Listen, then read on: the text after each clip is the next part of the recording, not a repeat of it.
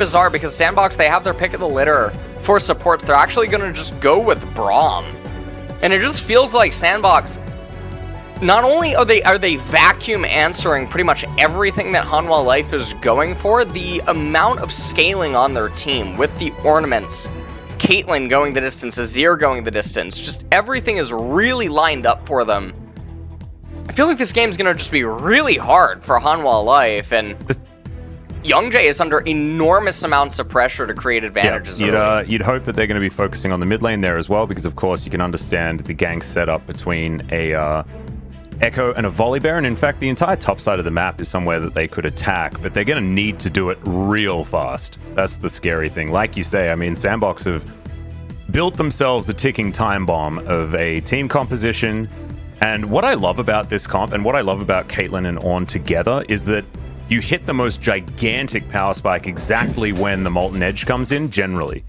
Which is, 3 items on Caitlyn, and then, ornaments starting to come in at level 14 for the Ornn. So, basically you count down until that time, and then you pretty much hang up your hat. You're like, well, it's looking like this is going to be a SANDBOX victory, unless Hanwha already have like an 11,000 gold lead.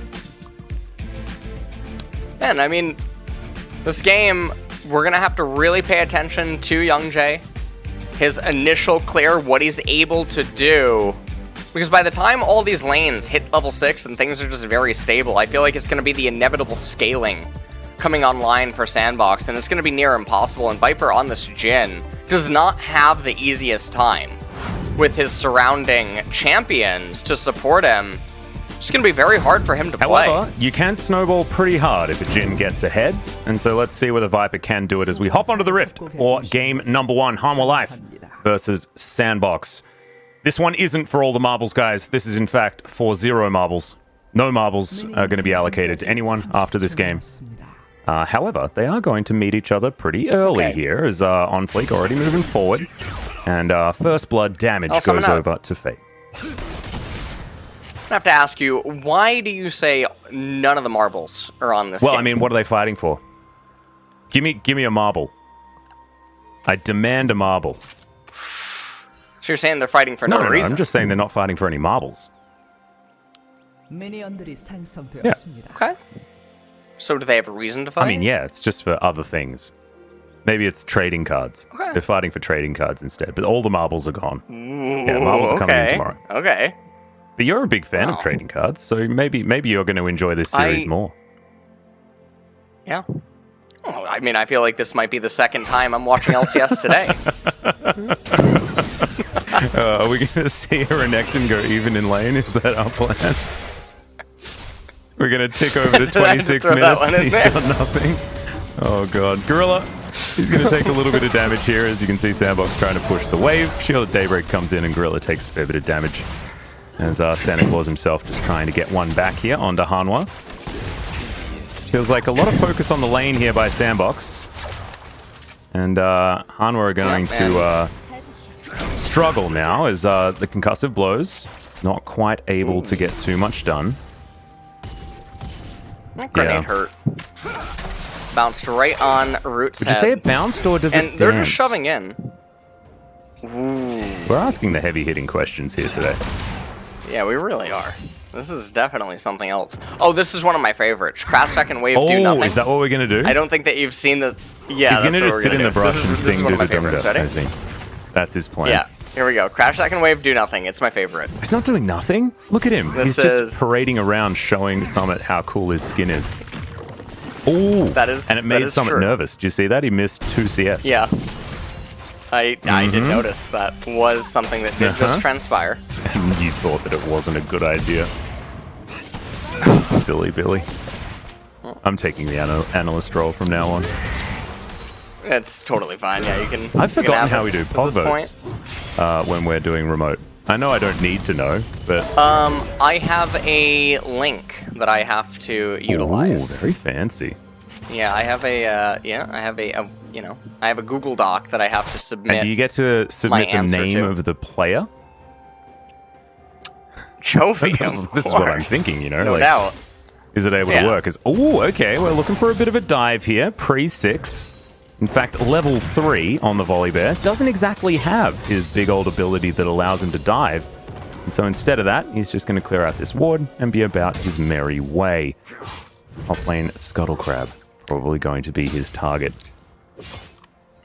And so this is sort of what I was alluding to, and I said that we had to pay attention to Volibear in the early stages, is can he actually find any pressure or anything early? And because Dudu is just, he's pushing like his life depends on it, he's not able to pull the wave against Ornn, and Summit is just sitting in a very happy spot. Now, had he crashed wave 2 or 3 and started pulling the waves in when Volibear's pathing top lane, Summit could be in a pretty dangerous spot, but as played, everything across the map is pretty fine, and SANDBOX are just, they're sitting very comfortable right now, and even down in bot lane, Viper, he's almost out of fuel, doesn't have teleport available, he's completely out of mana. Yeah.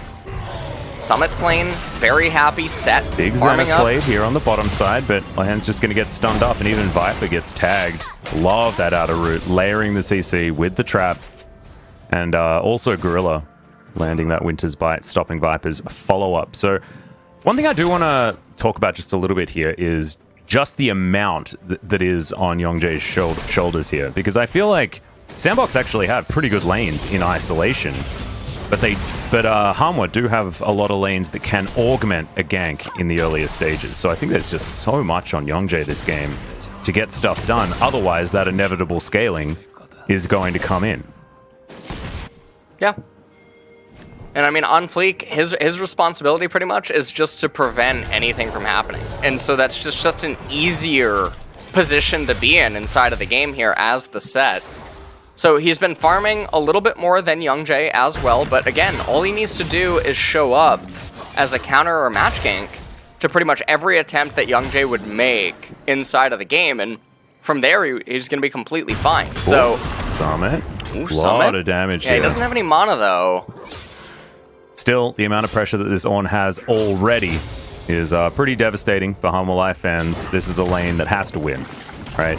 The easiest analysis in the universe is whenever there's a Renekton lane. Has he crushed his lane by level 8?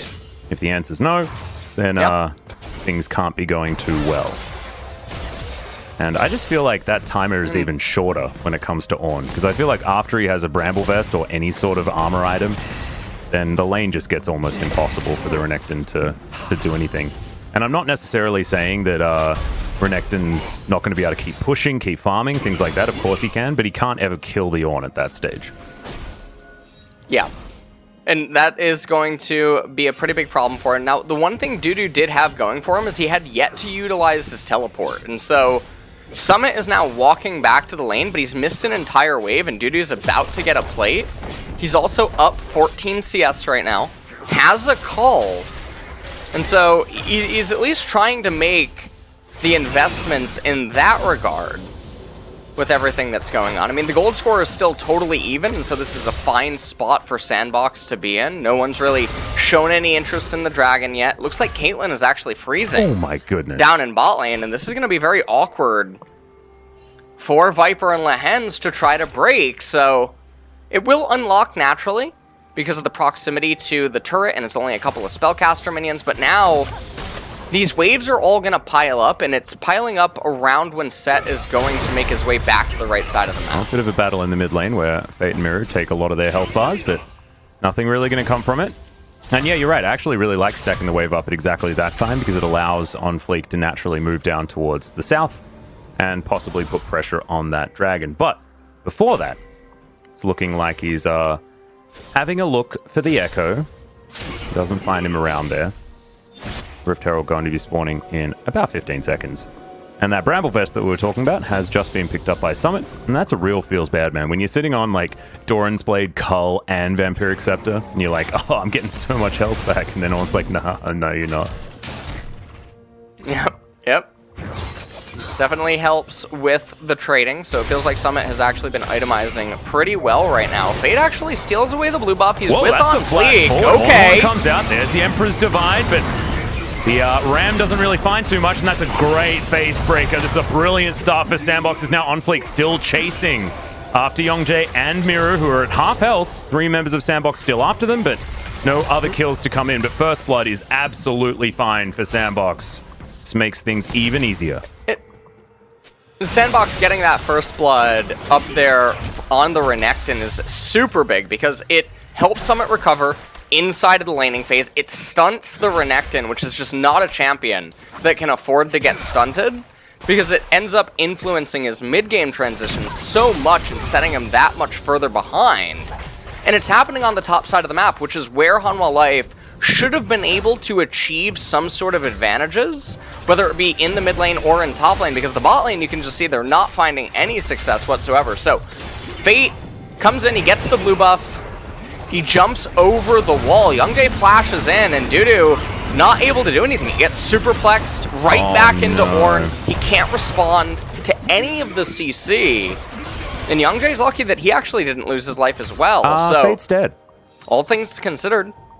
Okay. That looks to be just a solo kill from Mireu.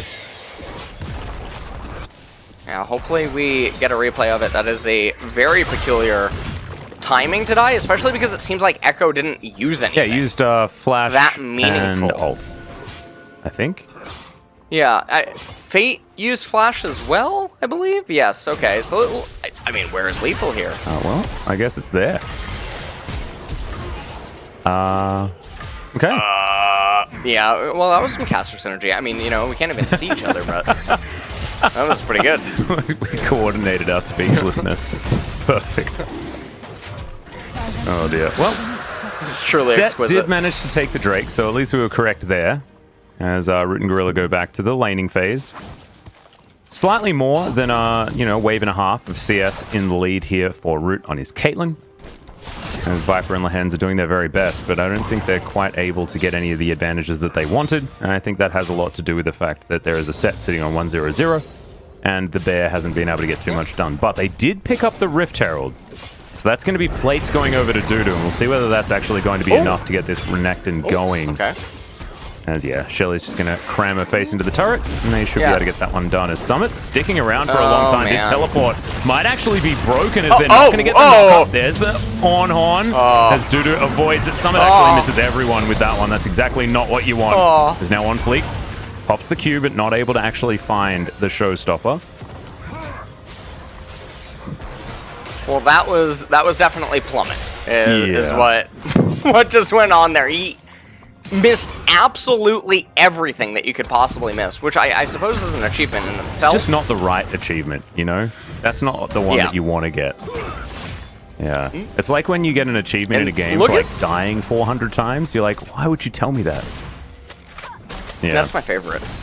That was actually one of my favorite things about Celeste, is like looking at the amount of times that you've died on like one level. And I'm like, oh, okay. Oh, I died 300 times trying to do that one thing. That's great. Good to know. That game was great, by the way. If you haven't How many played times did Tim the Tatman fail? Alright, well, that's totally fine. Nothing can, you know, nothing can be that much of a problem. Do you like platformers? Are you a platformer guy? What do you mean, like platform PS4 games, like just like console games? Like side scrollers. As OnFleek's going to interrupt me very rudely. Get Mireu, get his face broken. That's a great flash ulti. As Mireu, unfortunately, not able to ult out of that one because his shadow was right next to him. Oh, he was grabbed right there by Sett. That was a combo. Real clean. And obviously Braum being there as well. Yeah, that was very clean by OnFleek.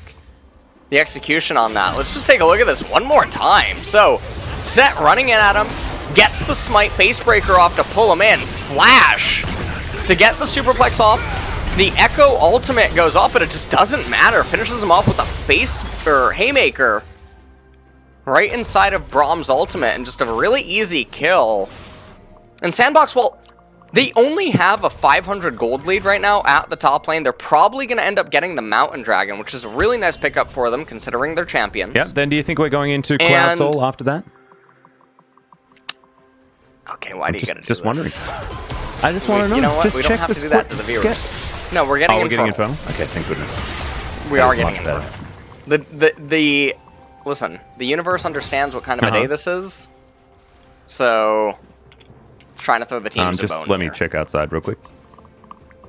Yeah. Oh, it It is is sweltering, sweltering, by the absolutely. way. But I just don't know how cloudy it is.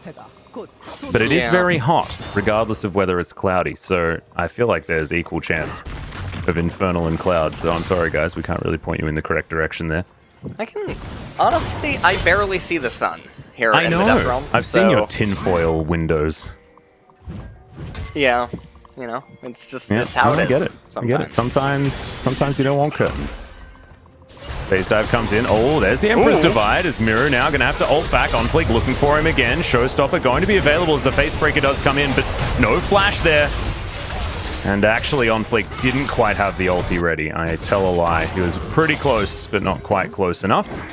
Now Summit. Oh, getting traded on here by Mireu. And there's the call of the Forge God. The tower's going to fall down. Let's see whether the solo kill can come in. Bellow's Breath comes down. The Brittle comes forward as Dudu just picks it up. Takes the turret and takes the top lane. And the Crocodile may just be evolving into Godzilla. The thing that I really want to point out there is, well, it's great that Hanwha Life, they get a kill for Dudu. He handshook a trade that required Summit to botch so many things. And he did. Summit did botch it. He missed the initial Brittle, auto proc, and then the follow-ups to some of his combos just not really there. And so Dudu, he ends up getting the turret. He gets a kill onto Summit. And this is just not stuff that you would expect to be happening. Mireu. 3-0. Yeah. Well, Sett is becoming a very big boy, and that is very problematic because Ekko is the champion that we mentioned earlier on. He's one of the champions that Hanwha Life has that can actually access the backline of Azir and Caitlyn, and, well, this Mountain Dragon, it's about to go down. For free. It's 5 armor. Soul, unfortunately, but that's fine. Okay. Yeah, this is probably my fault. I'll take it. It really is. Okay, can I make it up to you? Sure. So, OnFleek might be looking for Lehends here. No, not going to. Why haven't we been making Pokemon references when it comes to Renekton? Because at the beginning of the game, he starts off as Totodile. It's okay, we're not going to be able to talk about it. Deadly Flourish, avoided there by Gorilla. Teleport in from Mireu. Puts down the parallel convergence and root walks straight into it, but manages to trap himself out of the way. Gorilla now over to the side. Does land his ultimate, but OnFleek not going to be breaking the face of anyone just yet. And Hanwha Life also going for Shirley here on the top side of the map, attacking sort of everywhere as Hanwha are having a slight resurgence here in this game. So let's take a look at this. So Summit actually misses the Brittle proc, and then he eases away for no reason. Now, he casts the first part of his R, but doesn't get the damage onto Renekton. Doesn't do the Ornn combo, misses the Brittle on his W. Yeah, seems like there was a lot that went wrong there as we're going to have a look at the gank mid lane as well. Yeah, Superplex onto the Ekko. Mireu tries to flash away, doesn't bother trying to use his ultimate. But, I mean, that highlight isn't really a highlight of Renekton. It's more of like an anti-highlight reel for Ornn.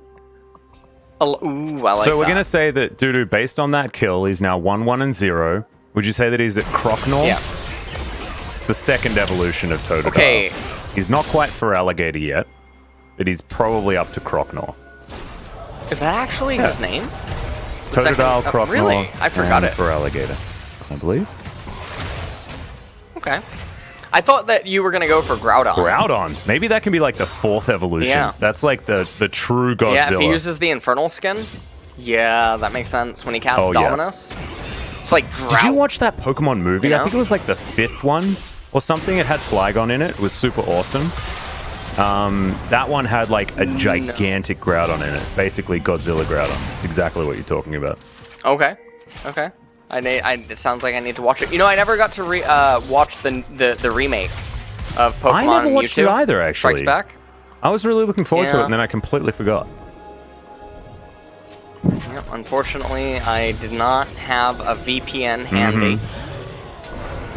We would never do that anyway, because, you know, if it's illegal to watch it where we are, we're not going to watch it. That's just how it goes. Unfortunately, SANDBOX, though, they're going to be able to keep control here of this bottom side. Have been able to do so the majority of this game. Currently 200 gold behind, but they don't care because they have the Caitlyn, Ornn, and Azir. They're happy to scale infinitely.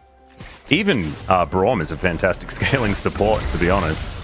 So they have a lot of tools. Renekton's still on the top side, a SANDBOX with 4 members bottom. And Ornn just chilling there in the mid lane, just trying to keep control of this area. Doesn't have a lot of magic resist, so has to be a little bit careful around the Ekko. This siege seems to be working. As the captive audience goes off, doesn't really do too much, and it looks like they will be able to take this turret. Even if it does take a little bit of time. YeongJae actually going for it. Flashes on forward. Solar Flare connects onto Root, but he's able to get out of it. There's the flash forward, and he finally goes down the Renekton. Grabbing that kill, and now Dudu has found the backline. Is this Crocodile evolving as Gorilla will get swept up? And now for Alligator looking for Summit. The curtain has been called. Has Summit? You fancy feet there, but gets tagged, and there's the last bullet. Parallel conversion. Yep. Summit just casually walks all the way through it. Gets stunned through the Bellows Breath. And he's going to be going down here, ladies and gentlemen. Great knock up there onto Viper. However, Viper has a pouch full of bullets and puts one into the skull of the Forge Lord. Yeah, and I mean, that was a very much needed victory right now for Hanwha Life. However, 50 seconds until the Cloud Dragon comes up. We'll see in the replay what ends up transpiring here. So, SANDBOX with the TSM special, they want to lose their life over 500 gold. 250 of which is dispersed by proximity. Superplex coming out. Everyone on SANDBOX that are the primary carries, Caitlyn and Azir, just both getting locked up instantly. Summit comes in, but he's really late to the party. He ends up getting a kill onto Lehends, but it just doesn't really matter. This is just not a worthwhile investment. SANDBOX, they've made decisions like this pretty consistently throughout spring and summer, where their evaluation on what is a necessity at certain points in the game is just not really on point. Not on fleek, if you will. I appreciate the fun. Shirley is going to have her eye poked. She will be taken down. Not after she does a bit of damage there to the outer turret in the mid lane. Cloud Drake available. It will be soul point here for SANDBOX, but unfortunately will be Cloud Soul, so not necessarily the most high value. They are setting up for it. Facebreaker onto the Rift Scuttler. OnFleek will be able to take that one down pretty comfortably. There is vision here for Hanwha Life, so they don't need to be too excited. The traps are making things a little bit difficult for them to get in. In fact, Slice invested there from Dudu. And now Mireu's thinking about trying to get in there. YeongJae just dives on forward. It's the Ekko somehow that steals away the dragon. YeongJae goes golden, avoids the Haymaker damage. Another pretty good Solar Flare, but it's not going to be enough to save the Polar Bear. Oh, God, that rhyme. That was unintentional, guys. I am so sorry. That was, honestly, I feel a little bit so defiled. And I did it to myself, you know? That was... Oh. Yeah. Oh. Ooh. Now, Hanwha Life, they do deny the Cloud Dragon, which they actually have one of the best champions in the game for Cloud Dragon stacking, which is Ekko. If he can get to 4 or 3 Cloud Dragons, his ultimate is obnoxious in extended late game team fights. So we'll see if they can actually manage to get up until that point. And so soul point denied here for SANDBOX, but the problem is now 5 more minutes until something meaningful happens, and you take a look at all the champions in the game. Rabadon's death cap probably going to be completed by Fate by that point. Molten Edge going to be available for Caitlyn as soon as Ornn gets 1 more level, and Ornn has both of his own ornaments coming in that he didn't even have present at this team fight. He only had the Forgefire cape. Ornn comes out, knocks up Viper. There's just no way for Hanwha Life to take an actual legitimate team fight. The bottom one, where they managed to lock up Azir and Caitlyn, that is a pretty big fluke. That is not a normal occurrence, and team fights should not be viewed as if they're going to go that way inside of this game. It's going to be really hard for Hanwha Life to win. Yeah. I completely agree. We'll see whether they can make the smoke and mirrors work, and whether for Alligator is indeed going to be upon us, because the Renekton is sitting at 3-1-2, so he's past what we often talk about as being the Renekton test, but we just don't see comps like the one SANDBOX has all that often anymore, right? We don't see the hard scaling, sacrifice the early game and just know that your composition is going to be better late game.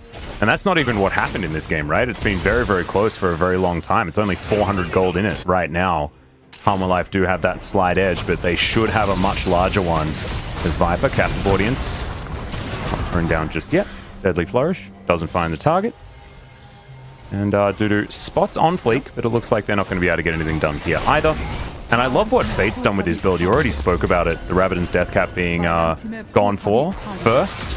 He's saying, I'm not even going to have a Luden's Echo. There's not going to be a way that I can have the wrong item as Viper. It's sniped there by the Caitlyn. And Molten Edge is already online. And this is a very scary sandbox right now. Yeah, Caitlyn is just so strong. I really like that Root went for Rapid Fire Cannon second. I know that there's a lot of talk about Caitlyn items at different points in the game, but one of the things that you have to appreciate is just the utility of the item. And utility is something that it's really difficult sometimes to have conversations about because it's about how practical an item's application can be in various game states or team compositions and whatnot. So in this one, Caitlyn just needs to be at a safe distance and ensure that the opponents can't really get onto her. And from that angle, her and Azir are just going to carry the game regardless because everyone on Hanwha Life just needs to run into her. So she doesn't need a lot of damage, especially because Ornn is helping her get access to damage while retaining the utility via the Molten Edge ornament Not upgrade. to mention the fact that Viper has a static Shiv for some reason. There's going to be another Solar Flare right on top of Root, but Gorilla just puts up the door and says, Santa's got you, my friend. No worries there at all. So it's just an ultimate thrown out. And not too much given back in response. But yeah, I mean, that's a static Shiv on the Jhin. That means that if Root has a Rapid Fire Cannon proc, there is no way Viper can do anything about it unless he hits a Deadly Flourish. Like, nothing that he can do. Well, 50 seconds until that Cloud Dragon is going to come up. We'll see if Summit ends up building a Knight's Vow or a Solari. Here in Korea, though, generally Ornns like to sin. They like to build Stone Plate. Or the Warmogs. Depends which one you want. Okay, let's not get started. OnFleek's not even building Solari. Okay, so Sinners are out in force, Alice. I mean, Solari would be the perfect third item. Now, fortunately, Absolutely right. here in the Death Realm, I have a very large supply of Holy Water. Which is weird, because you're in the Death Realm. You wouldn't think that it'd be very prevalent over there. But I've been, you know, Holy Water was definitely there.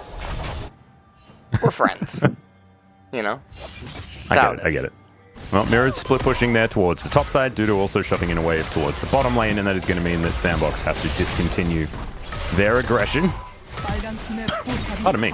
This might be that Mireu has to teleport towards this Drake, though, because it's now being taken completely uncontested. And Hanwha Life just say, yeah, Soul Point, yeah, you can have it. No worries. I think that they're just giving it up. Yeah, they're just going to give it over. Rabbidan's Death Crown in for SANDBOX now as well. So the items are just out of control right now for SANDBOX. Don't look at the gold score at the very top and be like, ah, Hanwha Life, they have 500 gold lead, close game. This game is not close at all. This is very, very heavily in SANDBOX's favor right now. Their champions are worth so much more. Their items are so much better. The team composition is very SANDBOX favored. It is so difficult for Hanwha Life to find an opening against this SANDBOX team comp. SANDBOX really have to blunder to lose this game. Yeah, not to mention the fact that they have two very good Drakes as well in the Ocean and the Mountain, especially for their composition. The Sett and the Ornn get a lot out of Mountain Drake, and every ornament that they have is basically 1,000 gold. So you've got at least a 5,000 gold lead worth of stats that SANDBOX has over Hanwha Life, regardless. And then their composition theoretically works better, and all that sort of stuff. So you're exactly right. This is not close, guys, and if Hanwha Life... It's so weird, right? Even if they continue to have a gold lead throughout this entire game, it's still a comeback victory if they manage to win. Yeah. And right now, Hanwha Life, they're taking things pretty slow. SANDBOX, I mean, they're fine to just keep cruising into their next items. Braum is going to be the only one that doesn't have an ornament. Although, I guess actually OnFleek as well is not going to be building an ornament. He built a Bramble Vest, has a Ruby Crystal as well. And so a little bit of a lost opportunity right there. Not the end of the world, though. Sometimes Boris going to get you. See if Summit... Yeah, sometimes Boris, he does come for them. Summit just going to put his face into Mireu, that of course didn't have anything set up for a stun. So the Ekko is going to be absolutely fine. Thinking about trying to steal his blue buff, not going to be able to do so. Fate locks that one down. And Lehends now going to get tagged. Peacemaker. Not going to find the Leona. So slight stalemate. 2.5 minutes until the Cloud Drake is up for Cloud Soul on SANDBOX's side. Bit of value for a few of the champions here as Solar Flare comes out once again. Only gets a few slows as now OnFleek just trying to play Peel and gets the Leona right into the backline. Mireu diving onto Root, but there's the Emperor's Divide just to create space, and he's free hitting now. Dudu having to run away. Mireu doing exactly the same. There's no way that they can avenge their Volibear, and it looks like SANDBOX are moving straight to the Baron.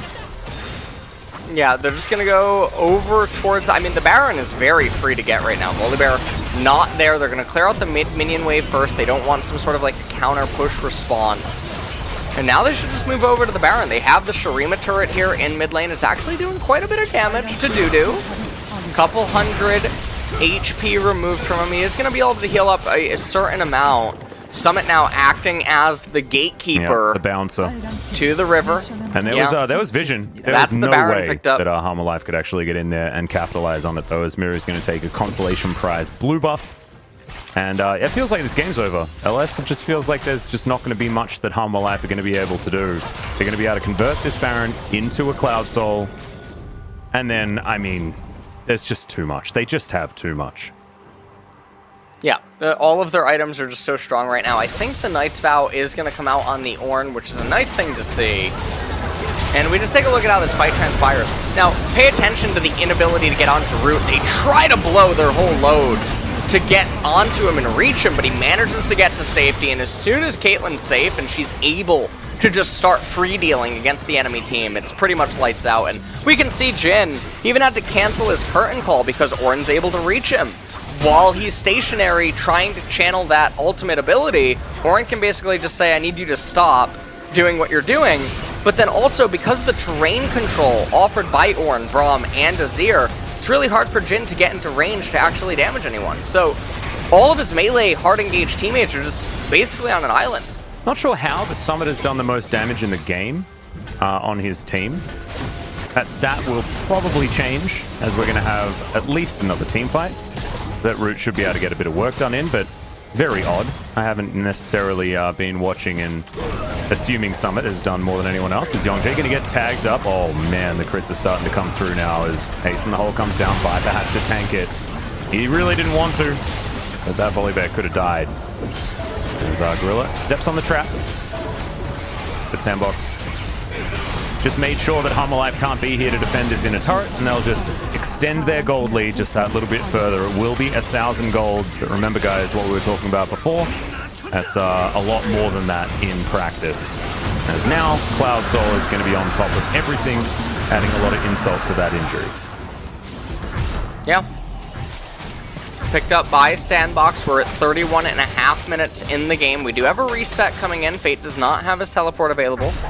Ends up recalling. Okay, you know, I had high hopes for Summit, but he actually built a Warmog. Yeah. So, you know, Boris strikes again. Everything so far. Cloud Soul, Warmog. Honestly, he is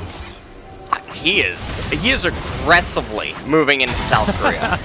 It is, and honestly, it's a bit of a problem. You really need to start protecting your turf, dude.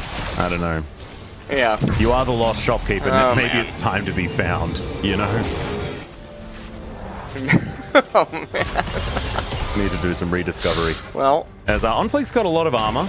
He does have the Thorn Mail completed. I was actually not expecting him to actually complete that item. I thought Locket of the Iron Solari could have been a good option, but it looks like Gorilla is the one that's going to put that item together as the Aegis already.